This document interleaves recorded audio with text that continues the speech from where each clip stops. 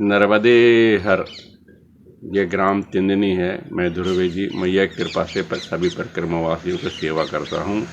और यहाँ से आगे 8 किलोमीटर सहस्त्रधारा आएगा, फिर वहाँ से 5 किलोमीटर मंडला, मंडला से 1 किलोमीटर आगे हनुमान घाट आएगा जी। नर्मदे हर जी, नर्मदे।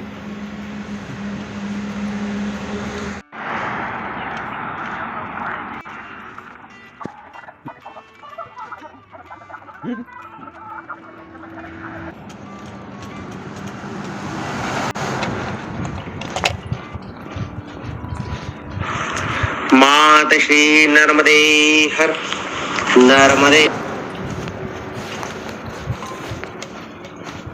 नर्मदे देवी त्राहि मां भवसागरा, त्राहि मां भवसागरा।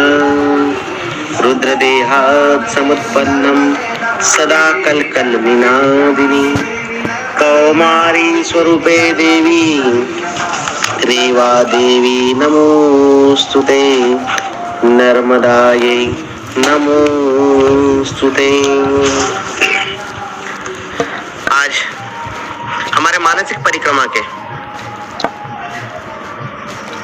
इस 10वें दिवस के तृतीय और अंतिम ऑडियो के माध्यम से माता मातेश्वरी नर्मदा मैया के चरणों में पुनः पुनः बारंबार प्रणाम। सभी साधु संतों को प्रणाम, मंडला तीर्थ को प्रणाम, मैया के तट पर स्थित असंख्य तीर्थों को प्रणाम, सभी देवी देवताओं को प्रणाम, पूज्य गुरुवर को प्रणाम, माता पिता को नमन और पुनः आप सभी को नमन। मैं पंडित अनंत रेवाशीष आज के इस मानसिक परिक्रमा के अंतिम ऑडियो 30 ऑडियो के साथ आपके सम्मुख पुनः उपस्थित हूँ। प्रथम ऑडियो में बेलथारी से बेल पठार तक का क्षेत्र उसका वर्णन किया गया। द्वितीय ऑडियो में बेल पठार से मंडला तक हम पहुंच चुके हैं, परंतु उसमें मंडला के महत्व का कथन नहीं किया गया था। और इस तृतीय ऑडियो में उसी कथन के साथ ही आज की वाणी को मैं विराम दूंगा। परिक्रमावासी आ गया है मंडला, और जब जबलपुर से आगे चलते हैं और घाटी घाट पद्मी घाट से जब हम आगे बढ़ते हैं, मोदर संगम से बीच में अनेक वन प्रदेश घना होते जाता है और एक दिशा भ्रम जैसा होने लगता है, क्योंकि अभी तक सामान्य तौर पर देखते हैं कि परिक्रमावासी चलते हैं तो सूर्य सामने से उगम होता है तो आसानी से दिशा पता चल जाती है कि चलो ठीक है हम पूर्व की ओर जा रहे हैं मैया। लेकिन जब जबलपुर से निकलकर जब घाटी घाट, महोदय संगम, पत्नी घाट आदि क्षेत्र में जाते हैं तो एक विचित्र अनुभव होता है परिक्रमावासी। तो परिक्रमावासी चल तो रहा है मैया के किनारे पर, परंतु सूर्य का उगम जो है वो उसके बाईं ओर हो रहा है, स्वयं के लेफ्ट हैंड बाईं ओर दादी बाजूला उसमें हो रहा है। तो कहीं हम गलत दिशा में तो नहीं जा रहे, परंतु ऐसा नहीं है और इस दिशा भ्रम अनेक परिक्रमावासियों को हो जाता है और उसका भी कारण है, और उस कारण में है मंडला व्यास तीर्थ की कथा। और इस कथा को सुनने के बाद आपको अपना गूगल मैप भी ऑन करना पड़ेगा। पहले कथा, मैया प्रथम बार सीधी रेखा में बहती थी पूर्व से पश्चिम। मैया के उत्तर तट पर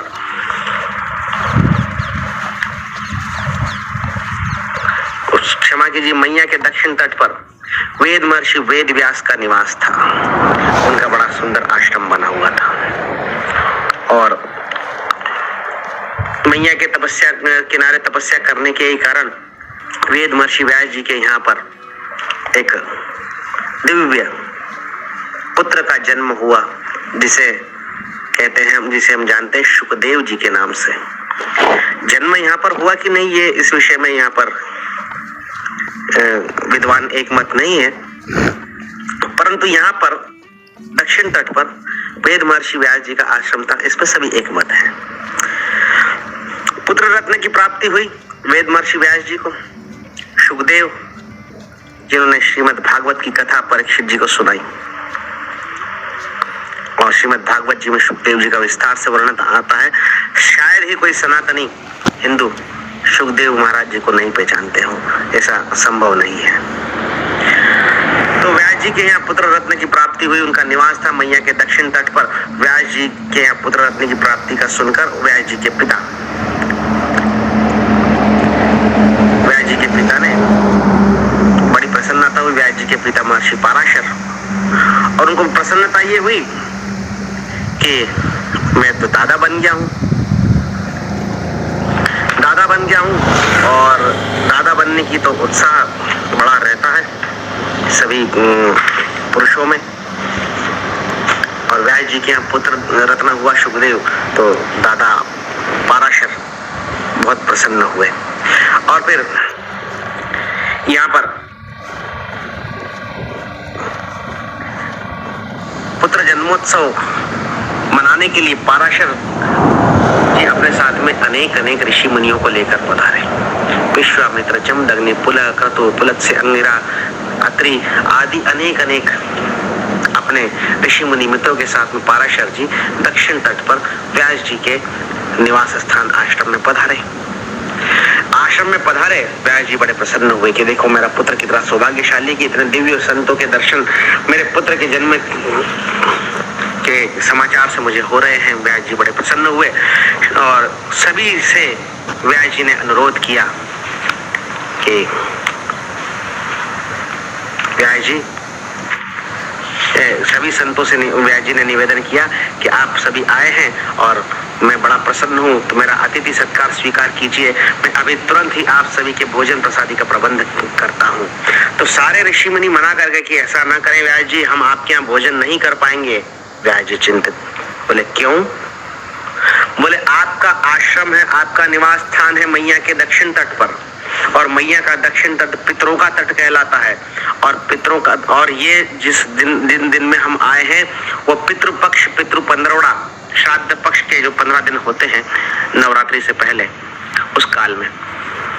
तो ये वो काल चल रहा है और यहाँ पर यदि हमने आपके यहाँ भोजन कर लिया तो श्राद्ध के भोजन जैसा होगा, इसलिए हम आपके यहाँ भोजन नहीं कर सकते। वेद महर्षि व्यास अत्यंत चिंतित हुए। देखिए स्थान के कारण मुझे बड़ा आज अतिथि सत्कार से वंचित होना पड़ रहा है, तो फिर बड़े दुखी हुए और फिर मैया के तट पर गए। वेद महर्षि व्यास जी, हे मैया मेरी सहायता करो, ऐसी विपदा आन पड़ी है। तो बड़े ही सुंदर स्तुति करी वेद महर्षि व्यास जी ने।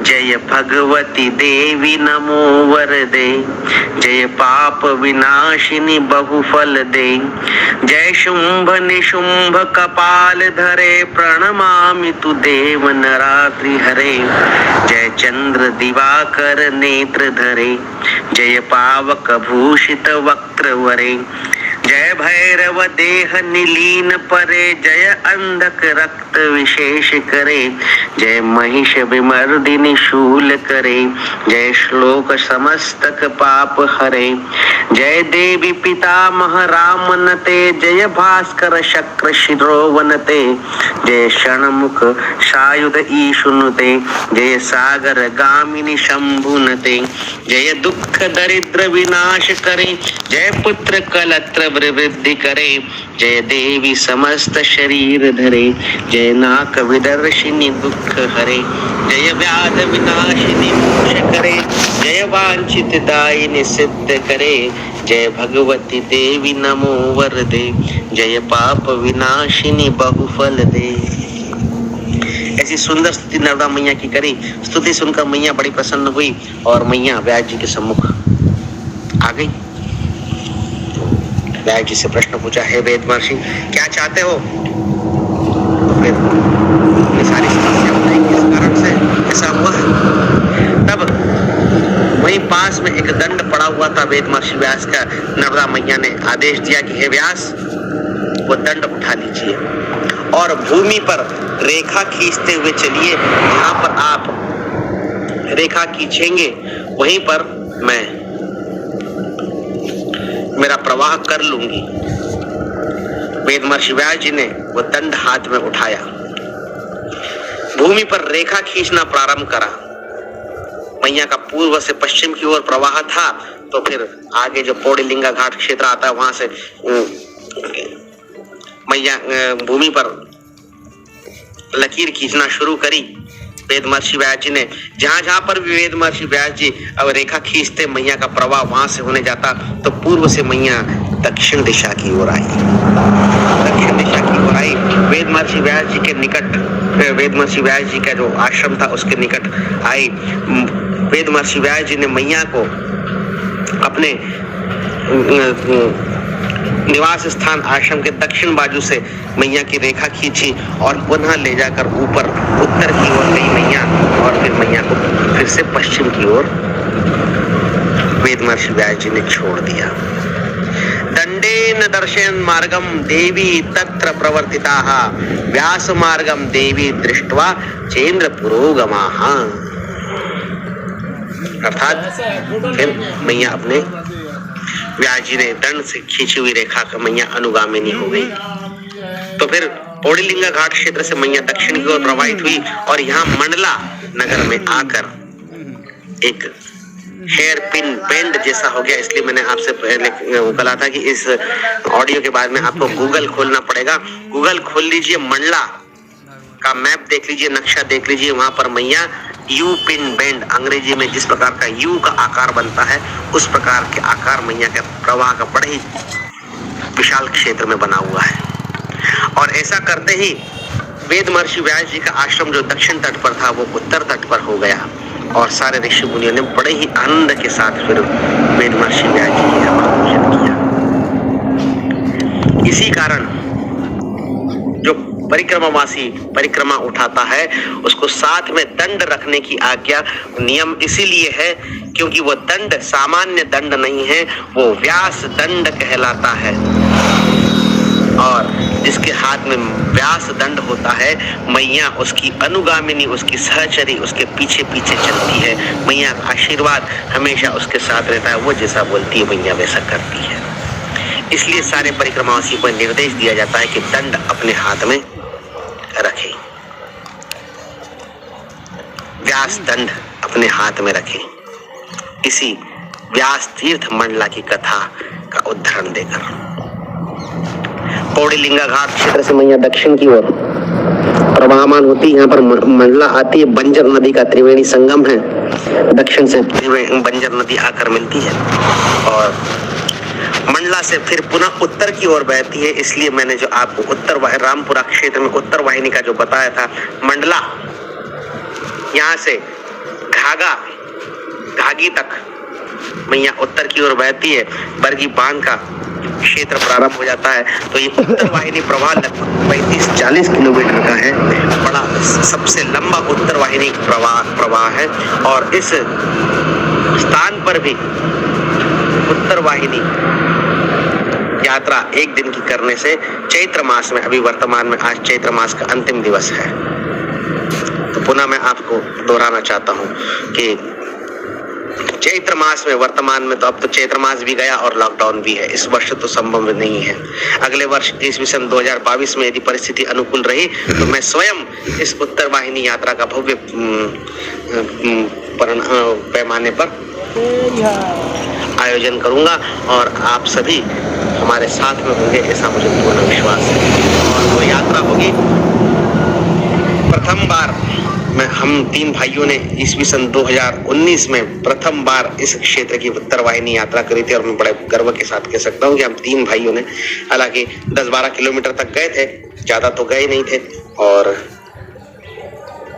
इस वर्ष लगभग 50 व्यक्तियों को दिनांक 19 अप्रैल 2019 से ले जाने वाला था, एक यात्रा का आयोजन किया था, परंतु लॉकडाउन के कारण वो यात्रा पूर्ण नहीं हो पाई, अपना आकार नहीं ले पाई। अन्यथा इसी वर्ष उत्तर वाहिनी की परंपरा प्रारंभ हो जाती है। जहाँ तिलकवाड़ा रामपुरा क्षेत्र में तो बड़ी अच्छी परंपरा है, परंतु यहाँ मंडला क्षेत्र में उत्तर वाहिनी यात्रा की परंपरा नहीं है।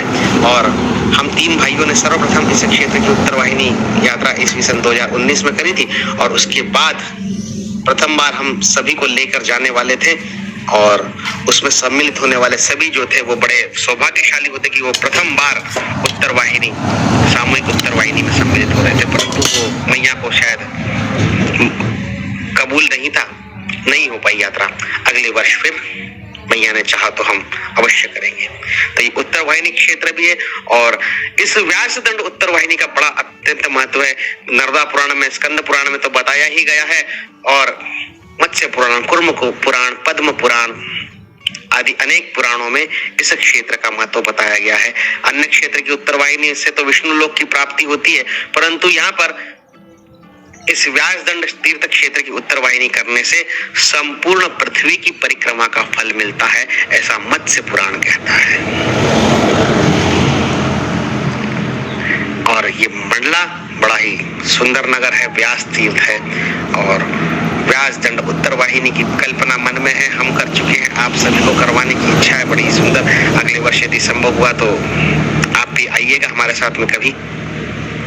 और बड़ा ही दिव्य क्षेत्र है, बीच में शस्त्र धारा भी पड़ती है, पंचमठा क्षेत्र भी पड़ता है, चलेरी घाट, पद्मी घाट, ठाटी घाट, बड़े सुंदर दिव्य दर्शन करते हुए बड़ा आनंद लेते हुए चलेंगे। और कल हमारा क्षेत्र रहेगा मंडला से, मंडला के थोड़े से ऐतिहासिक महत्व पर भी मैं प्रकाश डालूंगा। उसके बाद में कल मंडला से अमरकंटक तक का हमारा मानसिक परिक्रमा का क्षेत्र रहेगा और कल फिर पुनः होंगे। आज तीसरे अंतिम ऑडियो के साथ व्यास दंड उत्तर वाहिनी के परिक्रमा और व्यास दंड की महिमा के साथ मैं इस ऑडियो को विराम देता हूं। मैं पंडित अनय रेवाशीष, मोबाइल नंबर मेरा नोट कर लीजिए